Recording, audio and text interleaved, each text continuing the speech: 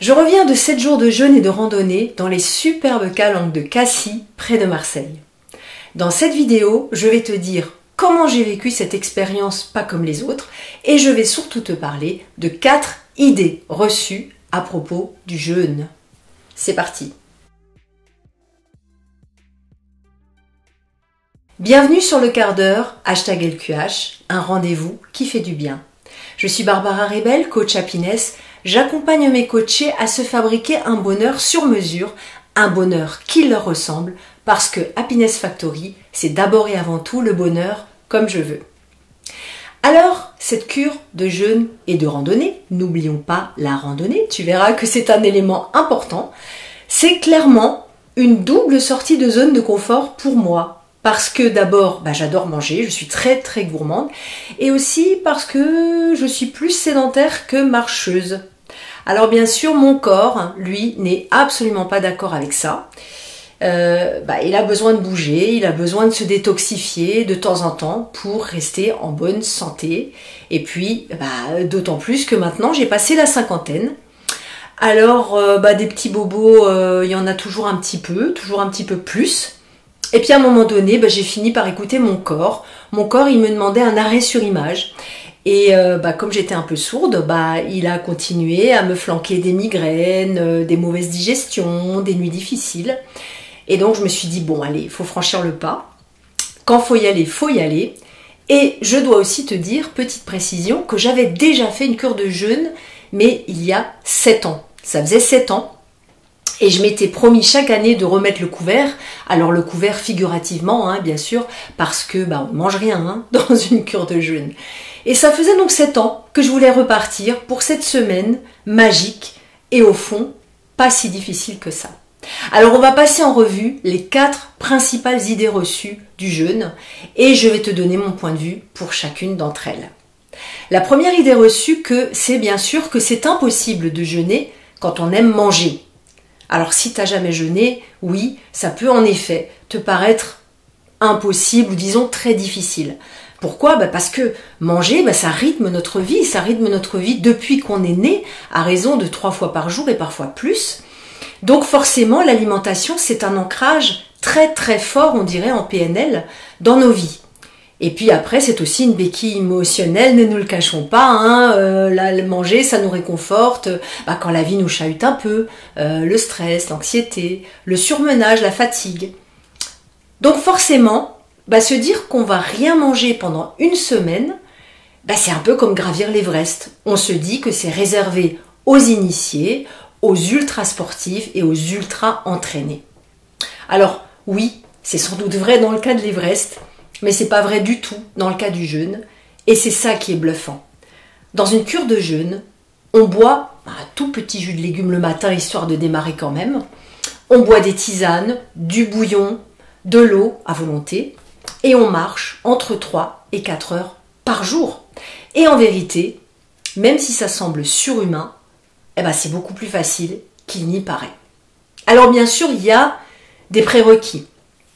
Pour qu'une cure se passe bien, ça demande quand même une certaine préparation, qu'on appelle d'ailleurs la descente alimentaire. C'est un espèce de ralentissement de ton alimentation qui s'effectue soit 7 jours avant au plus tard, soit dans le cas de Jennifer sur la cure de Cassis, elle commence 1 mois avant. Donc 1 mois avant, ou au plus tard 7 jours avant, on commence à enlever tout ce qui est acidifiant, excitant, l'alcool, le café, le thé.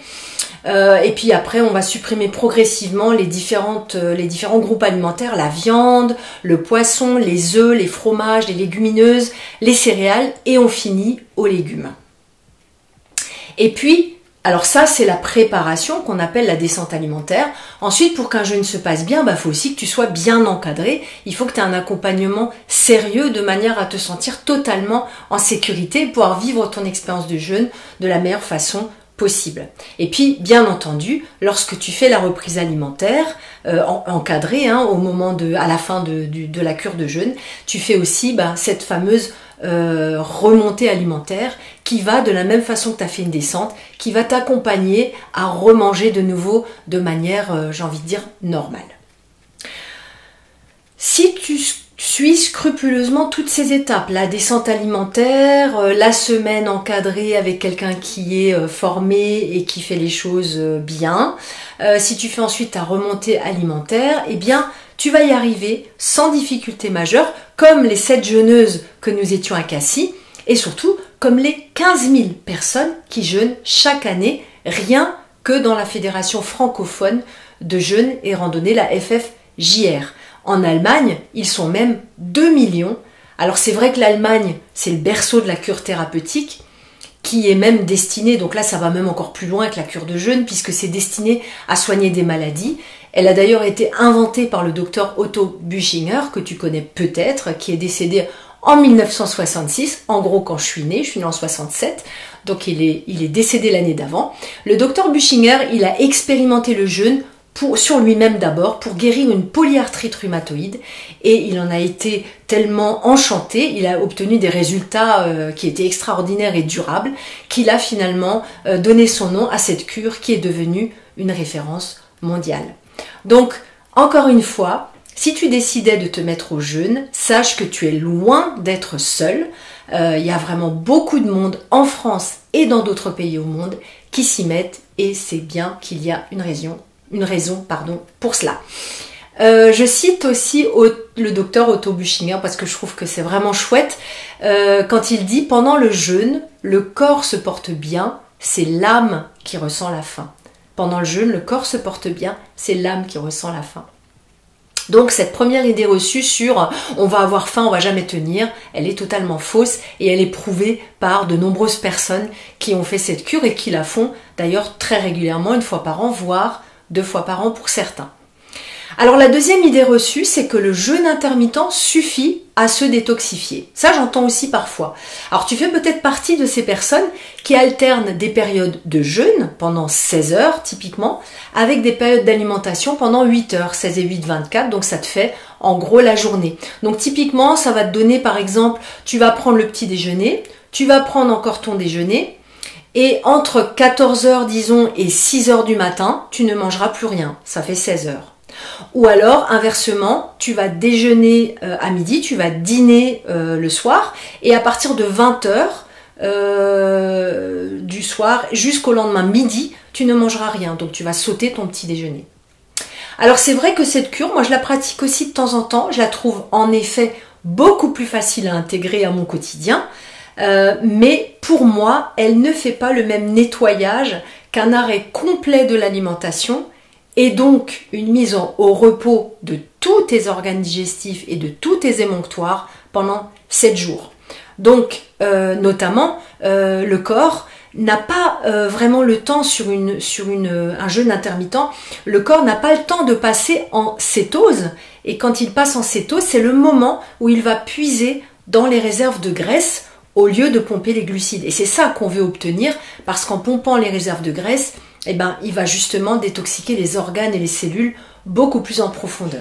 Renoncer à la nourriture pendant un certain laps de temps, mais suffisamment long pour nettoyer ces cellules et ces tissus en profondeur, pour moi c'est beaucoup plus efficace et beaucoup plus puissant en fait que le jeûne intermittent.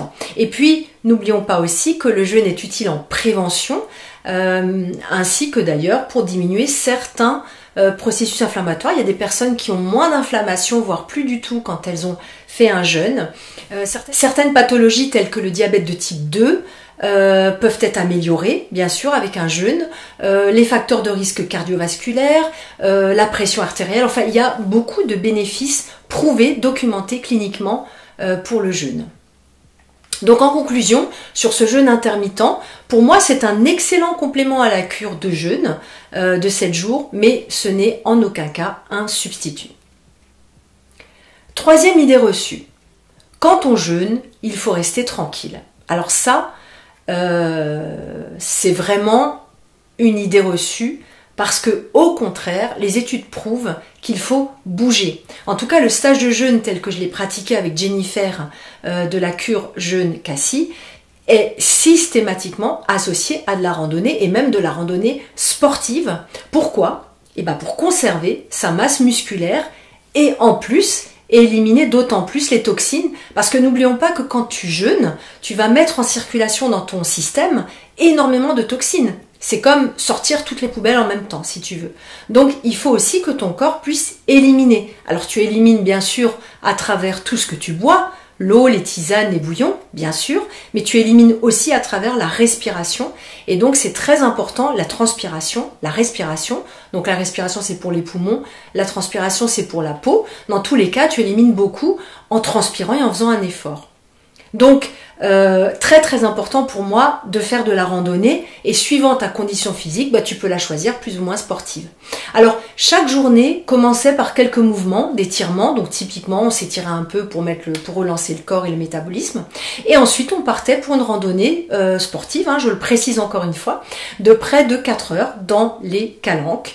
Et c'est vrai que il faut pas oublier le lieu que tu choisis pour faire ton jeûne, il est important aussi.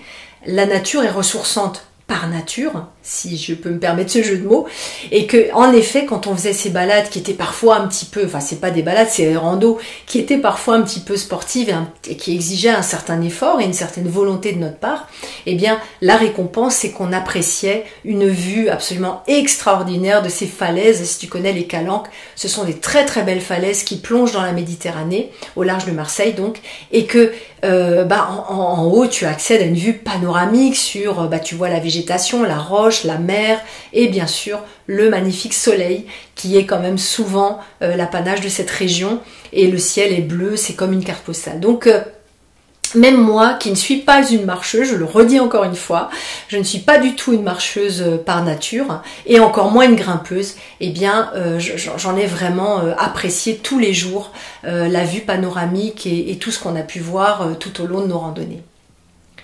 Alors la quatrième idée reçue, c'est que quand on jeûne, on s'ennuie. Alors là, pas du tout. Jeûner, parce qu'en fait jeûner, c'est pas seulement s'arrêter de manger. Il y a un espace qui est laissé libre, en effet, puisque tu n'as plus cette contrainte de faire les courses, de préparer les repas, de dresser la table, de débarrasser, le temps de manger aussi. Donc il y a un espace de temps qui est laissé libre, effectivement. Et cet espace, il te laisse la possibilité de faire une expérience, moi je dirais, spirituelle. Donc une expérience spirituelle, pourquoi je dis ça? C'est parce que tu vas te confronter à tes propres limites. Tu vas accueillir ce qui t'arrive. Il y aura des sensations de faim, même fugaces, mais elles seront là quand même. Elles vont apparaître et disparaître très vite. Il y aura peut-être un mal de tête. Il y aura peut-être des maux d'estomac, des endroits qui te feront mal, du blues, des nuits courtes, parce que j'étais quand même assez souvent réveillée à 3 heures du matin, forcément. Mon corps n'avait pas besoin de nettoyer, de digérer. Pardon, il n'avait pas besoin de digérer, donc il pouvait se concentrer uniquement sur le nettoyage. Donc, l'idée aussi d'un jeûne, c'est d'accepter ce qui se passe. Et pour ça, tu dois vivre l'instant présent. Tu dois laisser agir en toi ce qui se passe et arrêter de vouloir, d'être dans cette volonté, dans cet ego, je veux, je dois, etc. Là, tu lâches complètement prise. Et c'est vrai que dans un groupe, nous étions 7, il y a des temps de bavardage, des temps où on raconte, où on discute, où on échange. Et puis, au cours de la randonnée, il y a des moments qui sont silencieux. Parce que finalement, chacune d'entre nous a besoin à un moment donné d'accéder à son monde intérieur, tu vois, à ce qui est nous vraiment. Et quand tout est plus silencieux et calme dans le corps, c'est beaucoup, beaucoup plus facile. Donc jeûner, c'est aussi vivre une expérience spirituelle. Et la spiritualité, elle exige d'avoir du temps. Et quand on jeûne, s'il y a une chose qu'on a, c'est le temps. Donc après la randonnée, les après-midi, on était plutôt récupérateur, on faisait une petite sieste, un peu de lecture ou alors un massage, au choix de chacune. Personnellement, j'ai testé les masseuses que nous a envoyées Jennifer et en particulier les doigts d'or de 2 masseuses que je veux citer ici. Il s'agit de Valérie Olivari de BIEPI, qui est aussi formatrice, et de Nathalie Aubert, qui pratique les drainages Renata Franca. C'est vraiment une douceur supplémentaire que tu peux offrir à ton corps et ça permet, petit bonus qui n'est pas anodin, d'accélérer l'élimination des toxines qui est quand même le maître mot du jeûne. Et puis je veux quand même te donner quelques petites adresses sympas si comme moi tu vis en Alsace et que tu souhaites vivre l'expérience du jeûne proche de chez toi, t'es pas obligé d'aller très loin d'ailleurs, hein. Eh bien je te donne moi 3 adresses de centres que je connais, je connais l'animatrice, la naturo qui s'en occupe et qui propose des cures toute l'année. Alors il y a d'abord le jeûne nature de Lena Korchak qui est à Sulz dans le Haut-Rhin. Il y a Naturellement Jeûne de Fanfan Herzog à Tannenkirch près du château du Haut-Königsbourg, qui est un haut lieu d'énergie d'ailleurs. Et puis enfin, le troisième que je connais et que j'ai pratiqué, c'est Oser jeûner de Catherine Gasser dans le massif vosgien. Et bien sûr, il y a toutes les adresses des centres de cure sur le site de la Fédération francophone de jeûne et de randonnée qui répondent à un cahier des charges et proposent des séjours de jeûne diététique de type Büchinger. Alors je te mets de toute façon dans la description de cette vidéo toutes les adresses avec les sites internet pour que tu puisses les découvrir. Quand je démarre un jeûne, c'est ce que je voudrais te dire en conclusion. Moi aussi, j'ai peur d'avoir faim. Mais je n'ai pas eu faim. Quand je démarre un jeûne, je ne sais pas qui je vais rencontrer parce que ça se fait en groupe et le groupe, tu ne le connais pas d'avance. Mais je n'ai, encore une fois, pas été déçue. Ce sont toujours des personnes extraordinaires, très souvent engagées sur un chemin de développement personnel. Et puis j'ai peur parfois de m'ennuyer. Oui, cette peur, elle me frôle aussi, elle est là. Mais en fait, j'ai apprécié de ne rien avoir à faire et de me laisser porter. Mes schémas comportementaux, justement, c'est ça sur quoi je veux agir. Ils ont changé, ils ont évolué. C'est comme un petit peu d'accéder à une autre dimension de toi-même. Je me suis sentie beaucoup plus connectée à mon corps. J'ai laissé un espace plus grand pour la spiritualité. Et au final, cette sobriété alimentaire, elle débouche sur plus de simplicité dans mon mode de vie. Si ça t'inspire et que tu vas aller plus loin sur le chemin du désencombrement, je te propose un carnet de route qui s'appelle « J'allège ma vie », tout un programme, sur mon site thehappiness-factory.com. Dans ce carnet de route, je vais te montrer comment pratiquer des exercices étape par étape pendant 21 jours, avec des conseils que j'ai expérimentés pour que ton désencombrement soit durable, mais aussi qu'il soit véritablement libérateur. Et bien entendu, ce qui m'intéresse toujours dans toutes mes approches de coaching, c'est le plan matériel du désencombrement, mais aussi spirituel.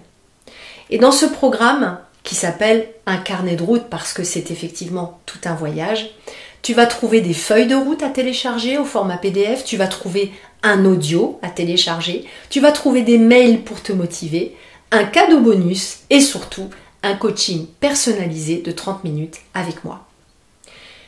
Retrouve aussi d'autres conseils de coaching ainsi que mes réseaux sociaux sur lesquels tu peux me suivre. N'hésite pas à me poser des questions d'ailleurs sur l'adresse mail qui est dans la description de cette vidéo, j'y répondrai avec plaisir. Et pour continuer à voir mes contenus et ceux des autres expertes, abonne-toi à la chaîne LQH le quart d'heure, un rendez-vous qui fait du bien. Si tu as aimé cette vidéo, like-la et partage-la. Je te remercie et te dis à très vite. Bye bye.